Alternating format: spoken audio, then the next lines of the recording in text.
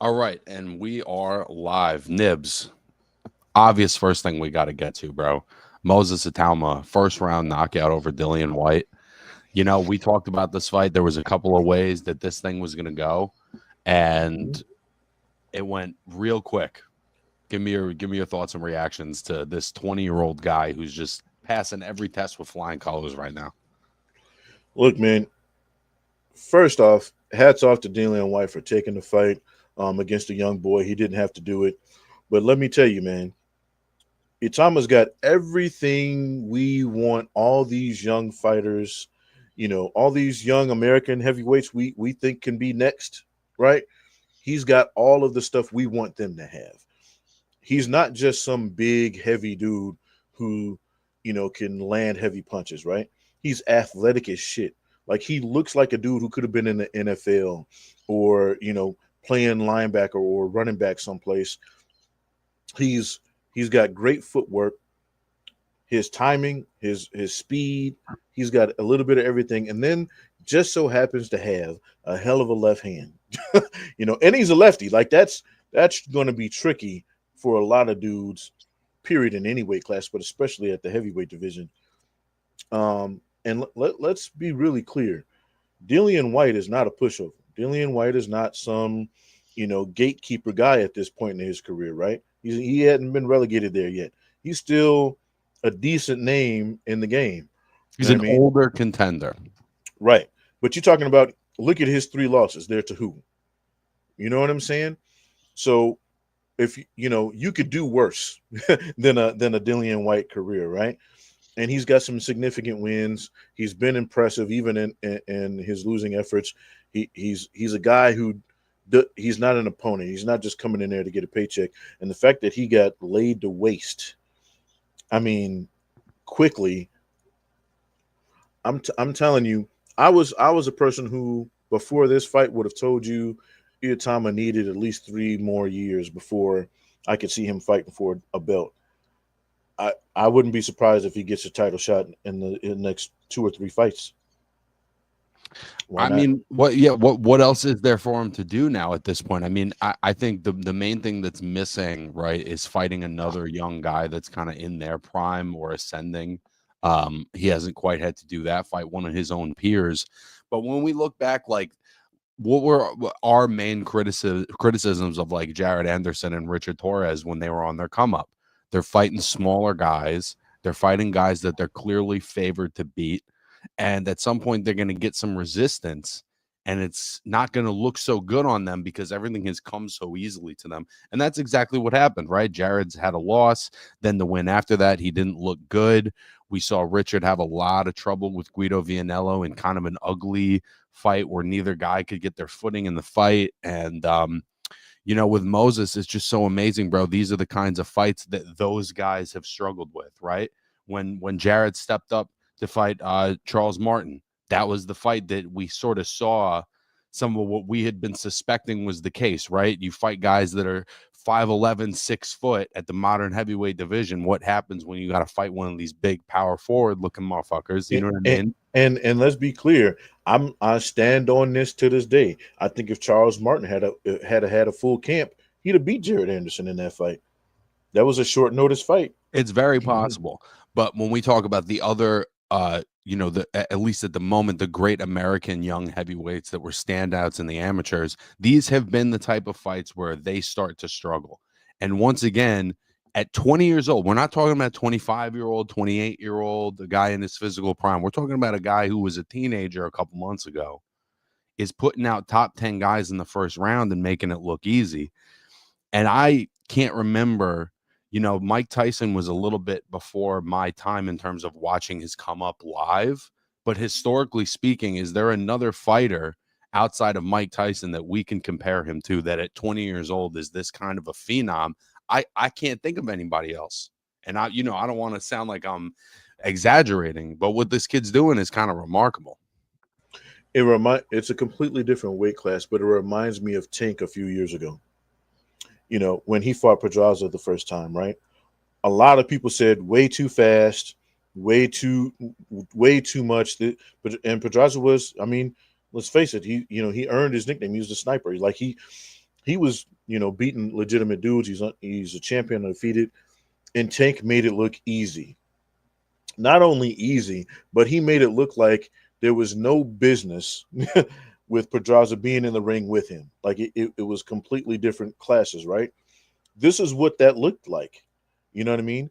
Dylan White didn't look like he belonged in that ring with Itauma. And just wrap your brain around that, folks. Like you said, this is a guy who was a teenager. This is a guy who was in high school a couple years ago, and he's fighting one of the most seasoned vets, right? Who's been in with just about anybody you can name, right?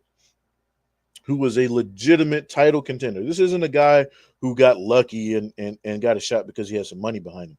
This is a dude who earned a title shot, got in there, acquitted himself pretty well, right? Albeit, being losing, and was probably still thinking, hey, a couple good wins, I could get right back in there and get me a title shot, right?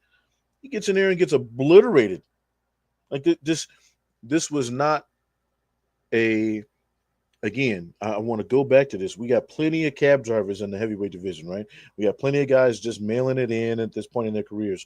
Dillian White was not that guy, and he comes in here and gets obliterated. It reminds me of that, like.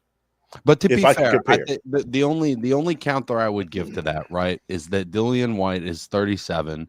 He's been in a lot of hard fights. Aside from his losses, those 2 fights with Chisora were fucking brutal. The fight with Parker was a tough fight. He's had some tough fights, right? Brutally knocked out by Povetkin a couple of years ago, probably knockout of the year of whatever that was. I think it was 2021 or 22. But it was knockout of the year of that year. And, getting stopped by Fury, not being as active in the last couple of years. In terms of experience and career accomplishments, of course, I would say that White had the edge in this fight, but everything else sort of goes to Moses in terms of the activity, how you've looked lately, and what's the toll of the damage.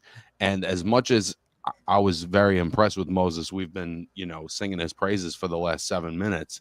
I just got to say, I think we weren't getting the Dillian White that Anthony Joshua fought, obviously. We weren't getting the Dillian White that won the rematch against Povetkin. That guy has left it in the ring to some extent. And so as impressive as this is, I have a feeling that this is a somewhat compromised guy who doesn't have the best punch resistance at this point in his career either.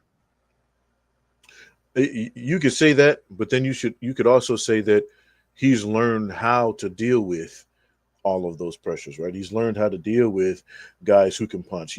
He's learned how to deal with, these young athletic dudes because he's faced this before.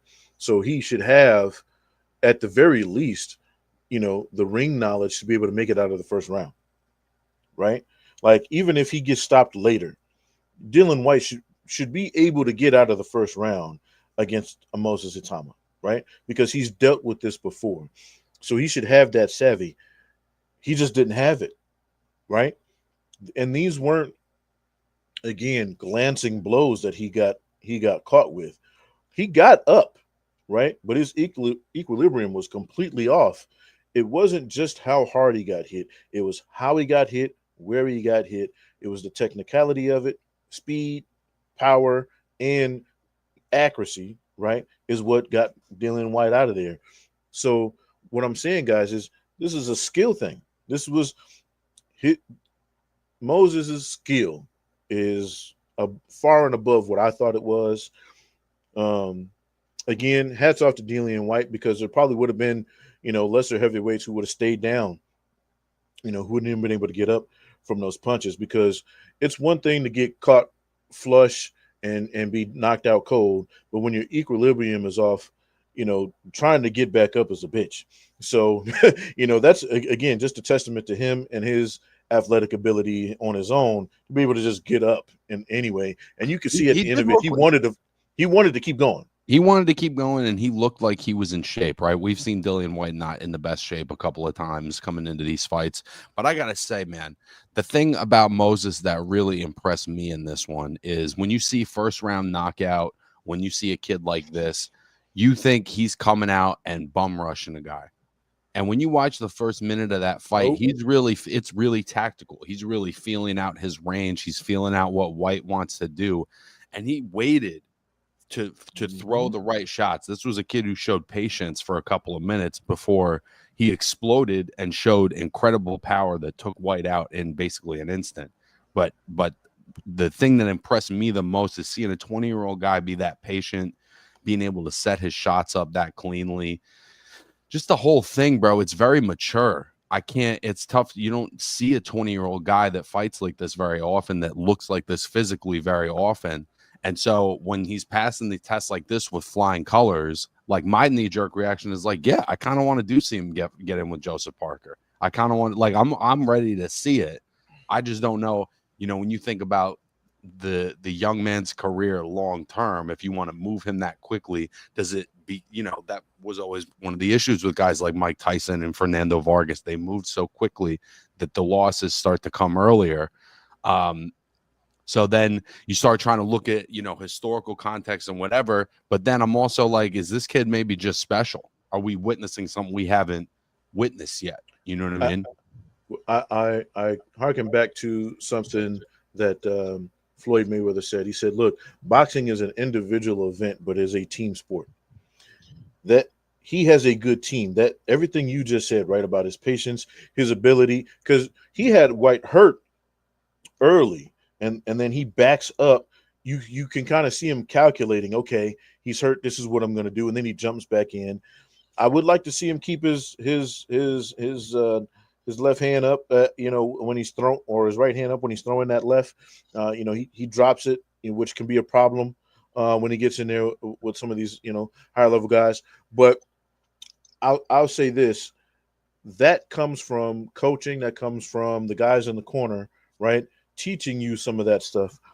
So I think he's got a good team behind him. I think he is everything we want him to be. Like I said, I think he's that dude. I would like to see him against a Jared Anderson. I'd like to see him against a Richard Torres, right? To put him up against somebody who everybody else seems to think is on his level too, right? And then, okay, let's see how he does there, and then move him on into, let's start fighting some real contenders and get him a belt. I have a hard time believing, particularly with how they've looked recently and how carefully both of them were moved, that we're going to see Richard Torres or Jared Anderson get in the ring with this guy anytime soon. I'd love to see it myself.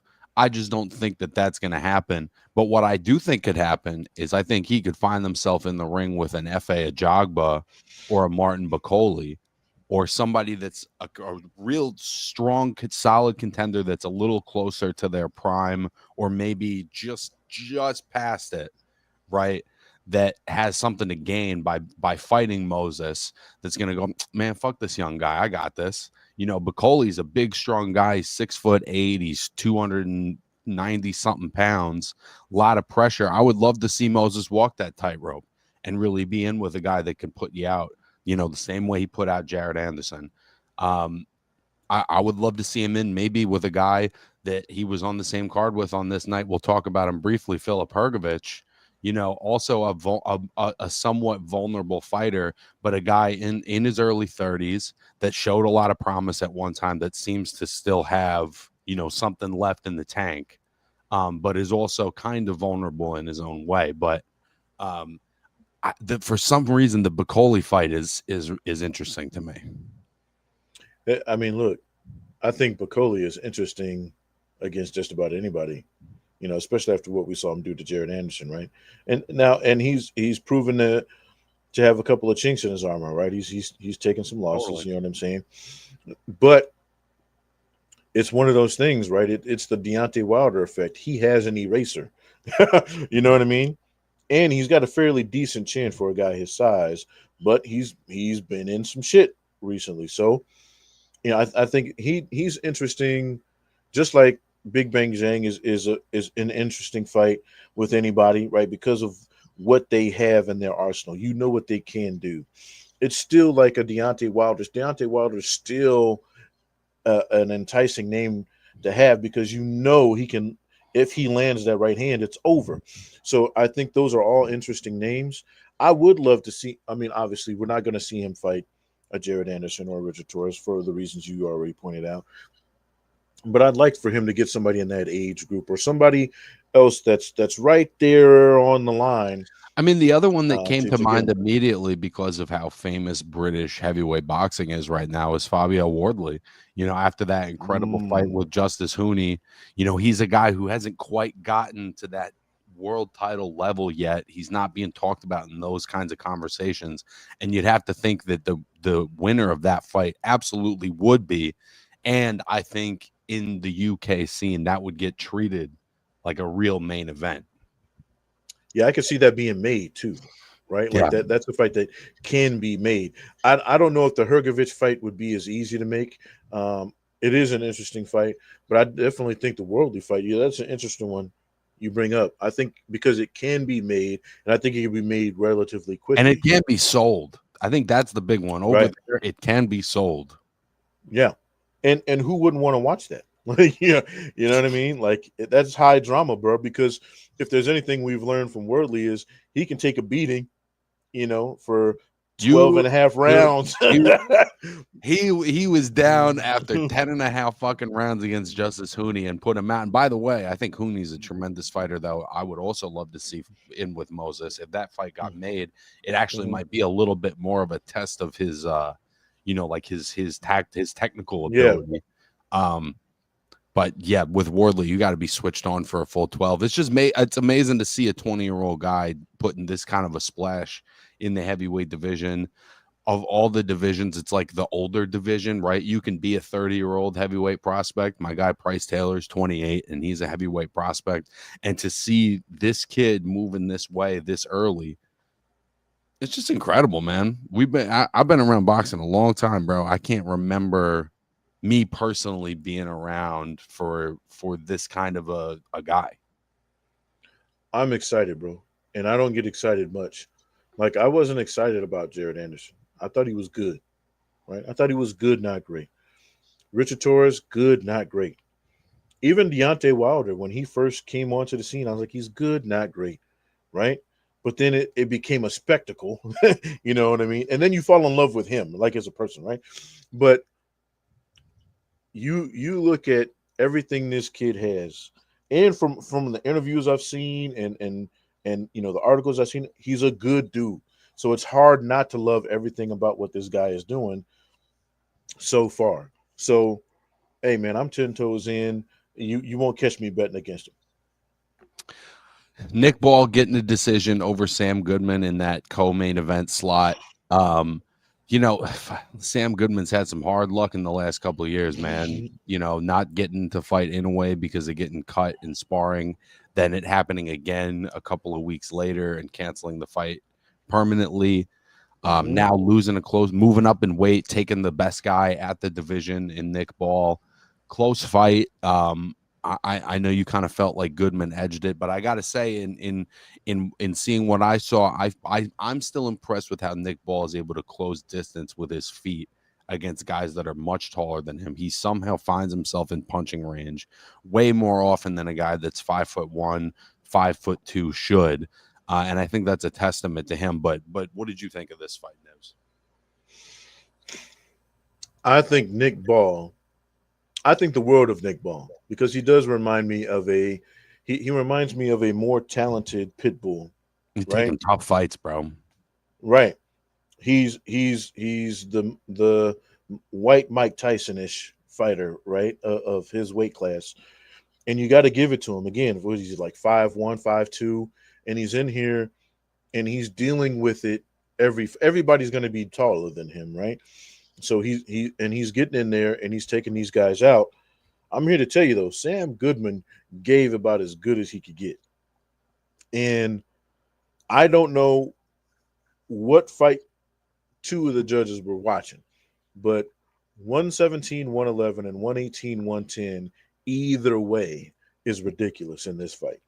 Right. And I'm not just saying that because there were some close rounds that could have went either way. Like, no, there were obvious rounds that both of these dudes won. 118, 110 is ridiculous to me. Yeah, again, It's a tough run for Sam Goodman. Because you can see the quality. He's got the win over Rais Aleem. He was clearly deserving of the fight with Inoue. And it wasn't to be. And then to lose to Nick Ball in this way, like, what do you do if you're Sam Goodman? I know what you do if you're Nick Ball. You're the defending champ.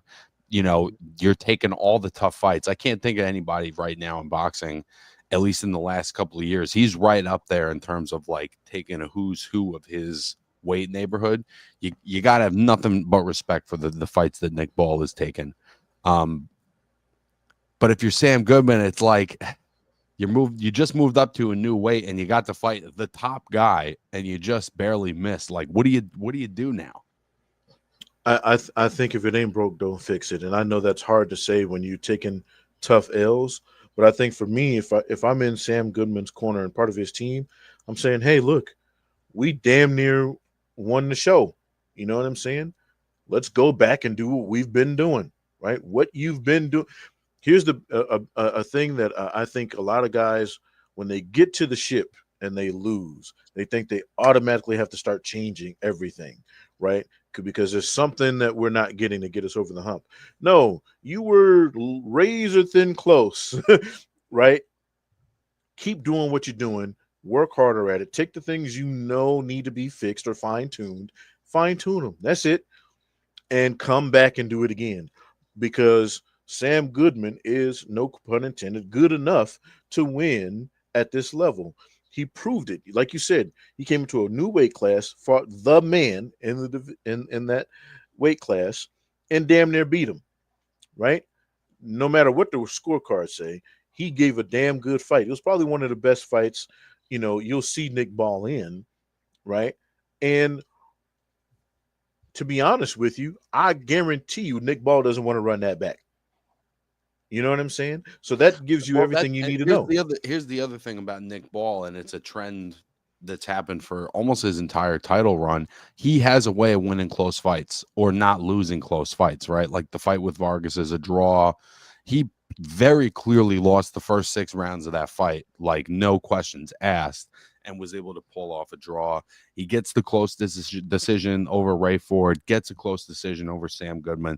There is something about his style, and the fact that he has to be so explosive to get into range. It's like everything he does is kind of eye-catching because he's either flying from the other side of the ring or he's landing punches that you're just not expecting him to land. You know what I mean? Because he has to throw different kinds of shit from other guys at that weight. And that's going to last only as long as the fight level of fighter he's against. I think if Nick Ball fights, like if he finds himself in a situation where he can get a super fight, right, against somebody on his level, he takes a L, right? Because if you're barely winning these fights, and again, I'm not taking anything away from Nick Ball. I think the world of Nick Ball. I'm a fan of Nick Ball, but like you said, he has to find way to win fights, and to his credit, he does, right? Because there are a lot of guys, like you said, who clearly down 6 rounds, they start phoning it in because they're like, oh shit, it's over, right? Well, and he doesn't turn it off. He stays switched on too. There you go. And that's a thing that you can't teach. That's just some guys either have it or they don't. So I think Nick Ball, though, he's gonna get to the point where he's gonna find somebody who's gonna be like, okay, cool, I can go 12 rounds too, bro. I'm wondering who at featherweight that is, because now this is like, maybe the 3rd or 4th time where he's in a 50-50 fight, right? And he's finding a way. Can Espinosa do it? Yeah, maybe. He's 6'1". He's kind of a freak, but we've already seen him do it against Ray Vargas, who's a little bit more defensively sound. Mm-hmm.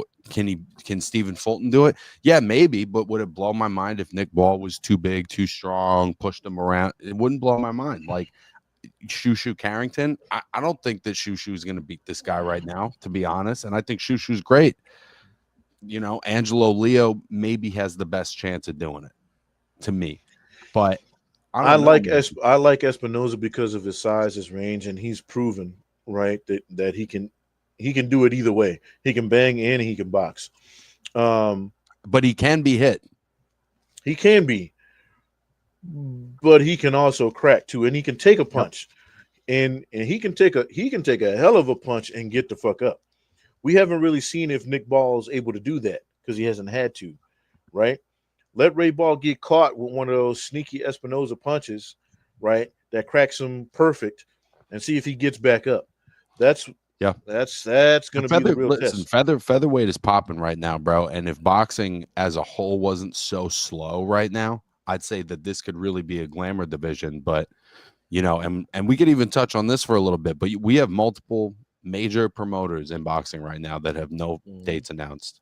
We have multiple major promoters that have no American dates announced. And so, we can talk about all these matchups all day, but there's change of brewing in boxing, and we don't really know what's coming next. And so when I start thinking about all these great matchups, it's just like, well, how are we going to do that if Top Rank doesn't have a TV deal? Like, there's all this shit that's kind of up in the air right now. You know what I mean? I can't remember another time in boxing quite as uncertain or transitional as the one we're in right now. Well, I mean, we're in the world of streaming, right? So it's you know you've got to get a streaming deal, technically a TV deal. Now do you go with Netflix? Do you go with Amazon Prime? Do you go with the Zone? Do you go with ESPN Plus? It's no longer the TV deal. It's the streaming deal. Who can get you the most streaming money? Outside of the Turk, who seems to be able to just throw money around at will. You've got to find that deal, right? Well, To there's to also get this to get sort you of in there.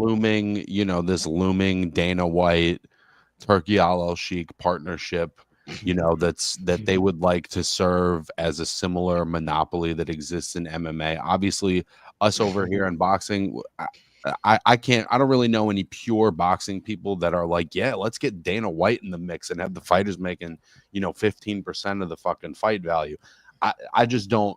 I don't know of any fight fans that really feel that way. But there's shit changing. There's shit moving around, and he certainly stirred the pot up enough. I'm just surprised you don't see promoters out here like, yeah, we don't got any dates right now. There's shit changing. Like nobody in the modern establishment is out there talking about what's going on right now. You know what I mean? Isn't that I, weird? I think the best chance at it would be what the Turk is trying to do because it's kind of like what they did with the live golf, right? Like they're saying, hey, look, yeah, we want you to play legitimate golf, and we're going to pay you more to do it, right? Whereas before, you know, I think Dana White was the Masters, right?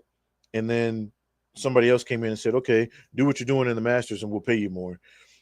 That's why in boxing, everybody's looking at Dana White like, why would I want to fight for that guy when he's taking all the money? You know what I mean? I can if you think of it this way, you can go fight for Dana White. Yeah, you'll get put on TV, you'll get popular, but you can go fight, a backyard fight and make as much money. You know what I mean? And it's all Yeah. yours. You know what I'm Yeah. saying? So Well, the it's the pay structure in boxing and MMA are so different because, the UFC became a monopoly, a kind of, obviously there was like Pride Mhm, FC and shit like that, but it became a monopoly because the sport was kind of niche. It wasn't an established mhm. thing. And so he created the model, he created that structure. Boxing has literal legislation to protect the fighters, like the Ali Act, that ensures that they get paid, well, the well, cost of their labor. well, the And the boxers are private contractors essentially. right, If you fight for Dana White, he's your employer. He gets to tell you how much you make. right. Mhm, And there are going to be some fighters who don't have a lot of opportunities that are going to take that Dana White check because that's the biggest check mhm. that's on the table. But I just think I guess the main point of what I'm saying is I just find it interesting how Al Sheikh and the Saudi government came in 4 or 5 years ago and acted as partners for all these major promoters, right? And now he's it's been in talks, there's rumors, there's whatever that he's going to now partner with somebody that's not in boxing and become a competition to those promoters that he was once partnering with. with a guy that says, I want to eliminate the boxing structure that exists. It's all bullshit. Your titles are bullshit. Your accomplishments are bullshit. The only thing real is my thing. I just think it's crazy that nobody's saying anything. I think people are. I just think they're saying it in private. I don't think anybody is coming out and saying it publicly because don't you think that's weird though? But no one wants to be the guy that says it publicly and then, hey, this thing actually happens, and now you've got to negotiate with the guy that you were talking shit about. You know what I'm saying?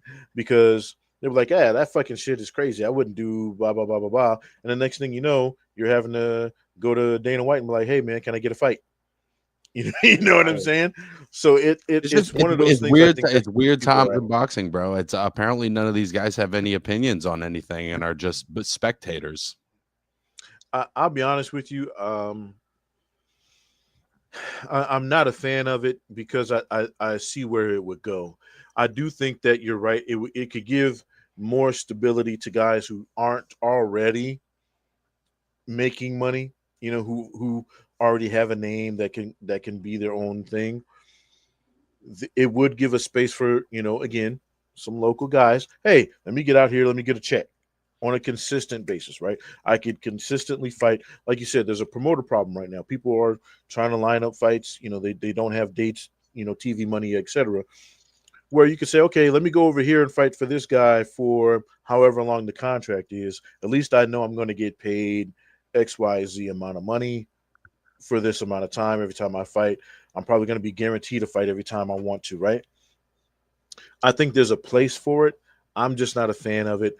But to that point, I wasn't a fan of MVP when they first came out. But now I think what they've done is great for, at least the women's side of boxing, right? They've, things have. So I think there's a place in the sport of boxing for just about all of it. Like I wasn't a fan of the tag team boxing thing, but apparently that's grown. Yeah, bare knuckle, all that, right? I just can't imagine that the pay structure that Dana White provides to the UFC would fly in any setting in boxing outside of like club level guys who, like I said, may be lacking in those opportunities. So oh my God, Dana White's going to pay me 30 grand, but the fight is worth 130 grand. But that's his model. You think about it. Look at the tough. He takes all these unknown guys. Let's face it. Let's be really clear. None of us, unless you watch UFC, you've probably heard of none of these people until they get to the UFC. And then they make them big names because they're in the UFC. That's his model, right? He takes unknown guys and makes them big stars. I think that's what he could do in boxing, but at the same time, it's like, yeah, but he's going to pay you a percentage of what you're worth, not what you're worth. Anyways, I'm going to grab some water real quick, but why don't you just go ahead and start up on Ray Ford getting a pretty good win against Abraham Nova, who definitely showed up to fight. But I got to say, man, Ray Ford at 130 right now is one of the smartest and most poised guys in the division, at least to me right now. I'll be honest with you. I think that for my money, I thought Ray Ford actually beat Nick Ball their first time around. I had him winning 7-5. I think that what he did against Abraham Nova, friend of the channel, hats off to him. Love that guy. Have been a fan since his early ESPN days when he was coming out with the Supernova character. And I still think that Abraham Nova has a few fights left in him, even after what I saw, with Raymond Ford. But I think Ray Ford, bro, is just on a whole nother level. I think he's a champion, right? I know he doesn't have a belt right now, but Ray Ford is a champion. He fights like a champion. He fights like a champion who's upset that somebody took his belt from him. Not that he lost it, but somebody took my belt from me, and I'm going to come back here, and I'm going to get it back. And that's what we saw against Abraham Nova. Nova had some early success, right, which he's going to do because of who he is. But Raymond Ford said, all right, cool, let me figure that out. And then, he put on a hell of a performance. He had Nova hurt a couple of times throughout the fight. And I think, if Abraham Nova was a lesser fighter, Ray Ford would have got him out of there. So, nothing but respect to Ray Ford. I would love to see him and Nick Ball run it back. I think he's earned another shot at the title. And I think if, you know, the boxing gods permit, that should be his next fight.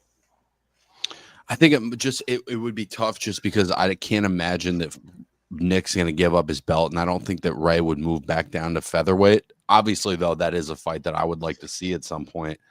To me, the fight that makes the most sense is him and Shock Foster. Like, it's just two really smart fighters that are in their primes right now.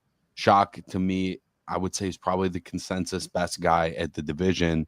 And just with the level of tough fights that Ray has taken, I feel like he's kind of earned his shot at Shock. And neither one of them duck smoke, right? No. Ray is not going to duck it. Shock is not going to duck it. Like, they're okay. If that fight gets made, I wouldn't be surprised. That's the one I'm hoping for. I mean, the other one that I think would be interesting if he wasn't going to get that title fight would be Eduardo Nunez, who fought Shock a couple of years ago and has won some really interesting fights in the last couple of years. Or no, not Eduardo Nunez. Who am I thinking of? Eduardo Nunez is another guy who I like a lot. Who the fuck? I'm thinking of Eduardo Hernandez, bro. Eduardo I was about to say Nunez. I'm trying to wrap my head around it. I'm thinking of Eduardo Rocky Hernandez. That's the fight that I would like to see Ray Ford in. Now that was a fight. Now that was some classic shit. But look, I'll say this again, and there aren't a lot of guys in the sport where I'm like, okay, sign me up every time that dude fights. Ray Ford's one of those dudes, bro. Ray I'd watch him fight me in a phone booth. You know what I'm saying? Like that dude is legit, and I like everything about him. He's got not just the skill, but he's got heart. He's got balls. He talks his talk, and he backs it up. You know what I'm saying? He's not in there. He's not one of these guys that got everything handed to him. He's kind of come along the hard way. You got to love that shit, bro. You got to love it. The rest of the card, Filip Hrgović getting a decision over David Adelaide. And then my kind of highlight, or at least like prospect of the night, because I'm always looking for, who's the next guy. Hayato Tsutsumi, a young up-and-coming 130-pounder, and there was a lot of good 130-pounders this weekend. I was really impressed with Tsutsumi. Hadn't seen him before, and I just think another interesting knockout artist who's also very technical to throw into the mix at a pretty interesting 130-pound weight class right now. I'll be honest with you, I didn't catch that fight, so I'm not going to sit up here and talk mess about something that I didn't watch. I have watched, again, this is another one of these guys. I've seen him. I didn't get the opportunity to watch the replay yet. I will. But up to this fight, I agree with everything you said. You know what I mean? Like, I think he's a guy. He's somebody worth keeping your eye on. I be honest with you. And again, I know this is bold to say, right? Because you ask most people, he's not a household name yet, right? I think in a couple of years, he's a guy we'll be talking about on our pound for pound lists. Okay, all right.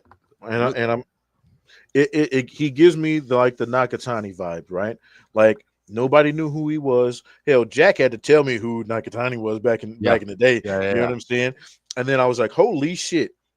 He gives me that kind of vibe, bro. I think in a couple of years, I'm not saying he's going to be at the top or even on the list, but he's going to be in that conversation. We're like, hey, is there space at 9 and 10 for him? Yeah, there's an explosiveness to him that it just feels like this is something that's going to carry. Obviously, he's going to have to get in with some more offensive-minded guys so we can see how he handles the resistance. But at least for me, kind of like Moses, he's just sort of checking all the boxes. And so until I see him have some kind of resistance, I'm just going to assume that, business as usual, he's going to handle business, whoever he's in with. I'm telling you, if you're a person who only watches like American fighters or guys American fighters have fought, you're doing yourself a disservice. Check out some of these Japanese fighters. I'm trying to tell you, like, this shit is high level stuff. It's like I tell people all the time, if you love the sport of boxing, watch Telemundo on Saturdays. Turn it, put it on mute unless you know Spanish. There's some great boxing there, right? Now, these guys are going to be household names, but they got a shit ton of fights, guys who got balls and love swinging. And some of But them might be, by the way, and then you right, got to see them before everyone else did. but these Japanese guys, Jesus wept, man. Some of these dudes, and it's not just technical. Like a lot of people are like, oh, I don't want to watch the technical stuff. Nah, some of these dudes are sleeping people from the rafters. Like, some of these guys are just throwing hay and they're doing it from the jump, right? Not it doesn't take a couple of rounds to get these dudes are starting off with the bombs and they can do it for 10, 12 rounds. Like their conditioning is ridiculous. I'm trying to tell you that I've become a fan lately. I didn't used to pay attention to them because they were all like, 105 pounds soaking wet with the clothes on. But I'm here to tell and the fights would be highly entertaining, but there'd be no knockouts. Now you got guys a $1.05, $1.15, $1.20, and they're knocking people out cold. Well, and now money. we're seeing, and this guy's 130 pounds. Now we're starting to see him. There was always decent, welterweight Japanese guys. There was that guy that Cotto fought. Like there was always guys that were in the mix, but now we're starting to see more dominant, explosive type fighters up in, not the smallest weight classes anymore. It's definitely a golden age for Japanese boxing right now. Yeah, bro. I think the Asian fighters in general, like Japanese, the Chinese guys are all over the heavyweight division. They're coming up. A lot of people didn't even know who Big Bang Zhang was 5 years ago. You know what I mean? So Yep. you got to look at it like these guys Of are course, coming out of the nowhere. Philippines, Thailand Oh has my goodness, a yeah. lot of fantastic fighters. The East Asia gives us some of our best boxers. There's no doubt about it. There's always somebody East Asian in the top pound for pound. And I think in a way, and like China, we have them to thank for the rise, right? Like at least the attention that these guys are starting to get now, because I think you look at these guys and the way that they fight, right, and then who they've beaten as easily as they've beaten, and then it's like, okay, hold on, wait a minute, let's pay attention to these guys now, because and then now you see it more and more and more. Even in a way, his little brother is, he's still, catching the name because of who his brother is. And he's a world class fighter. So you look at all these guys, and it's like they've got world class talent all over the place. That's the difference, right? Like Yoshihiro Kamagai was a fun, entertaining brawler, but that wasn't somebody that I thought of as the top welterweight. That was the guy who I thought, well, he's going to have a fight of the year on Friday Night Fights, or he'll give Cotto some tough rounds, Right. which he did, but he wasn't that guy. These guys are that guy. Yep. These guys are the hottest thing going in a sense. And particularly where American boxing is sort of faltering, it seems like Japanese boxing is just stepping up and taking its place in many instances. And I'm not here to jump the gun, but I'm here to tell you it's because of this word right here. Yeah. Over there, they support, and their farm system. Look, ladies and gentlemen, there was a time when the American farm system was unrivaled. We aren't even in the top 5 right now in the world. We'd be lucky to be sniffing the top 10 in the world, right? As far as farm systems go. And the results are starting to catch up with us. Talent alone cannot get you what some of these other guys have. Yeah, we might have the more talented fighters, but I'm telling you, when it comes to discipline and support and years of just honing their craft, Resources. we're getting smoked. Yeah, and it's starting to show up. And you're not wrong, brother. And speaking of starting to show up, this guy from Tajikistan on the pro box card, Muhammad Yaqubov, really impressive in a win over William Foster, who we've seen multiple times, has a win over Edwin De Los Santos. And closed the show very strong, probably won the last 2 or 3 rounds and made his push to win the fight. But Yaqubov, another impressive win. The only loss on his record being a pretty close fight to Shock Foster a few years back. What do you think of Yaqubov? Again, talking about guys at 130 pounds as a guy in that mix. I think you could throw him in with any of their champions right now, and for my money, he'd be a betting favorite. Right? I think he's you. You see guys when they take a loss like the one he had against Shock, right? And one or two things happen. Either they kind of, well, three things happen. They either stay the same because they think they don't have to change anything, or they fall off, or they get better. He's gotten better, right? Like you see it every time out. Like that, I love it when you see a guy who can take a L, like, okay, cool. He fixes whatever the fuck that problem was and then comes back, right? And I'm here to tell you right now, if this version of him fought Shock right now, I'm not saying he'd win, but it'd be a hell of a fight, bro. It's tough because he's kind of like Nick Ball, obviously, in that he's a little bit shorter, but he's a little more calculating. He's a little more measured in his approach. He doesn't jump in the same way. He gets himself in position with his feet. He throws nice combinations and he moves his head really well, and that also puts him in position. So he's a size of guy that it doesn't really exist at that weight. He's a style that doesn't really exist. There's nothing. He's going to be a tough guy to prepare for. I think that's really his biggest thing. He puts himself in position to make his offense land as easy as possible. Yeah, and I think that Foster did a pretty good job of countering at the back end of the fight. But the way he's given angles, the way he's short, but he's throwing shots from far away and they're landing, I think he got Foster thinking a little too hard. It goes to, again, prove to you that this isn't just all about the physical ability. You have to be intelligent in that ring. You have to be able to think on your feet. And if you've got a game plan and you stick to that game plan, right? Hella high water. And you've got the conditioning too. That's another thing too. A lot of these guys, that can throw a million punches around, after 4 or 5 rounds, you see the game plan change because they can't keep it up. He can keep it up. Yeah.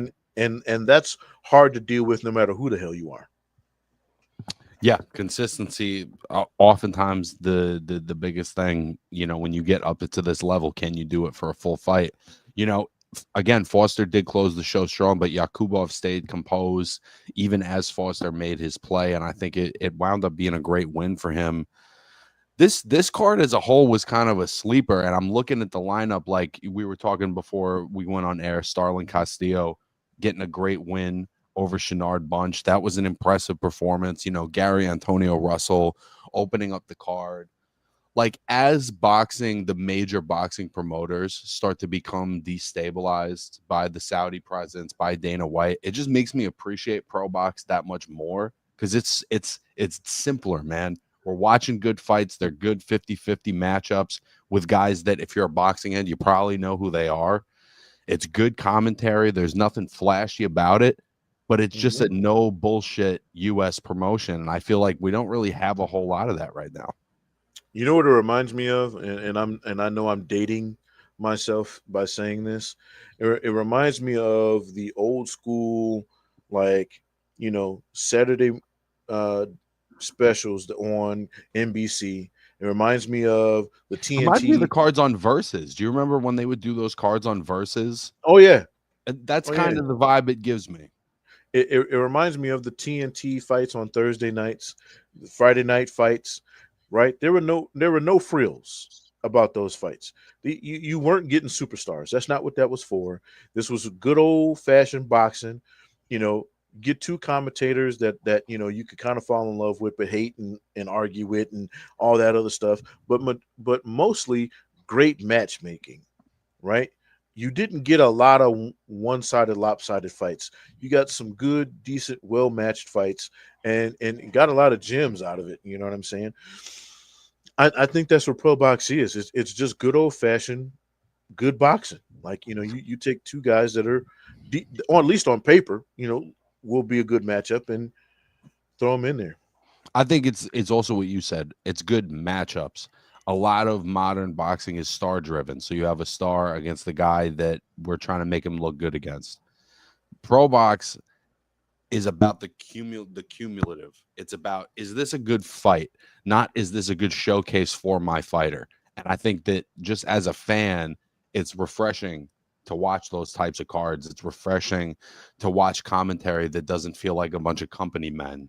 You know, it's the everything about it is like kind of a breath of fresh air in the modern boxing climate where everyone's such a company man. Everybody wants to be Floyd, you know, and I know it's one of the, I think Terrence Crawford said it. He said Floyd Mayweather ruined boxing because everybody wants to be that, right? Everybody wants to make the money. Everybody wants to follow that mold. Let me get the most money. Let me get all these highlight fights. And it's like, well, you forgot how that got made. You know what I mean? Everybody's looking at the sausage. Nobody's looking at how it got made. You feel me? Like Floyd Mayweather had to come up hard, you know, in his earlier career, and then he got the superstardom. You know, Manny Pacquiao didn't come up easy. I think, you know, that by any means, by any stretch. The Miguel Cottos you were just talking about, Miguel Cottos, even some of the guys now, you look at, you know, Tank didn't get an easy road coming up. You know, he had to fight Pedraza right out the gate when he was like in his 20s. So we're talking these, you know, these were guys who had to earn their way up. But now it's like, you know, everybody just wants to be showcase without any fear of real competition. And that's what Pro Box is giving us. They're giving us real competition. Nibs, as we generally wrap up all of our shows, we like to talk about the importance of supporting local boxing. Like your t-shirt says, give us that pitch, son. Why is it important for our viewers to support local boxing in their own communities?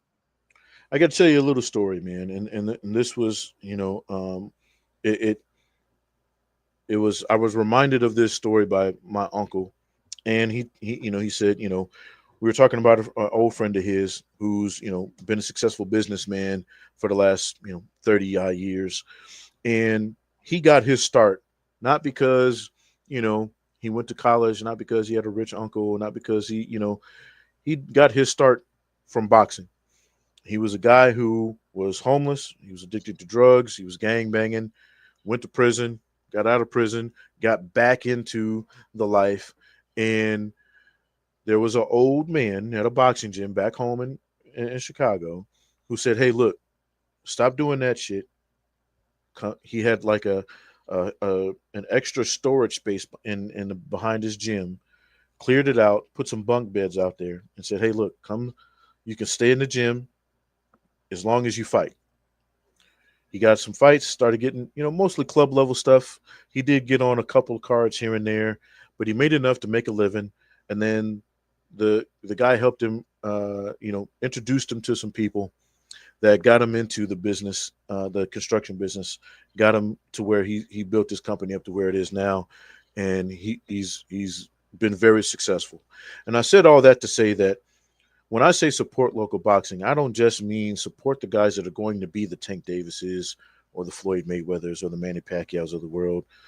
Support local boxing so that the Tom Joneses of the world, the, you know, Joe Smiths of the world can also become who they were. Boxing has saved a lot of lives that have never been in a boxing ring on a pay-per-view level. And I think that's what's most important about that. You know, yeah, we love boxing. We love guys that are in the ring. We love the guys that'll, again, become the success stories. But a lot of success stories come from dudes who had nowhere else to turn, women for that matter too, you know, who had nowhere else to turn. They got into a boxing gym, got into, you know, a life that gave them stability, gave them a goal, gave them a purpose, and they were able to go on and build a better lives for themselves where there weren't any options. So support local boxing, because again, if you support local boxing, you're supporting yourself, because these are people in your community that need it more than anything. And in the spirit of supporting local boxing, at least in the next week or two, a new episode of The Fight Life with Brooklyn local Mio Yoshida from Japan is going to be coming out on our channel. I'm really looking forward to you guys seeing that. First time on a lot of things for me on that one. Never worked through a translator, never worked with a fighter that, you know, there was such a big language barrier, but she's a really incredible fighter and an amazing story and an awesome person. And I'm looking forward to that coming out. Nibs, always a pleasure, my friend. Great episode. See you, my boy.